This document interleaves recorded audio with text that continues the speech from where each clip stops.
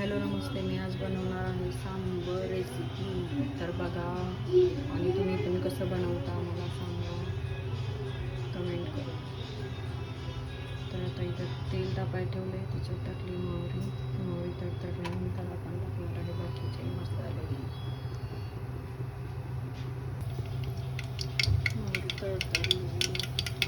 मोहरी तडतडली आहे. आता टाकून टाकू आपण थोडेसे मेथी.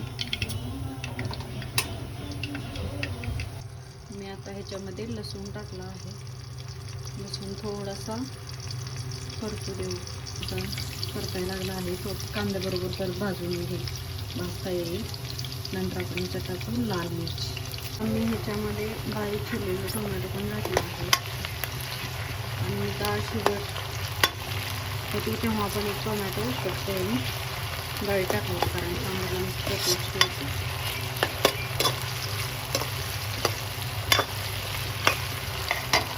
हे मस्त असं भाजून घेऊ. ह्याच्यात आता एक टाकलं आहे छोटंसं बटाटा करून.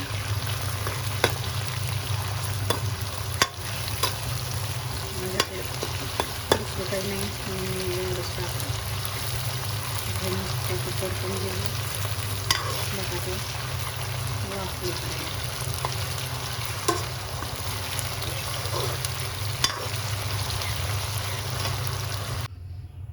आता मी ह्याच्यात टाकते सांबर मसाला.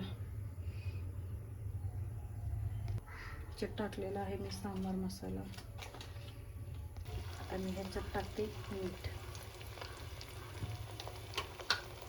अशी लाल मिर्च पावडर पण टाकली आहे. लाल मिर्च पावडर. आता जी डाळ आपण शिजवून घेतलेली होती ह्याच्यात ओतून घेऊ. आता हे सांबार डाळ जी शिजवून घेतली होती ती ह्याच्यात ओतली आहे. त्याला मस्त उकळी येऊ. ह्याच्यात थोडी कट केलेली कोथिंबीर टाकून घेऊ.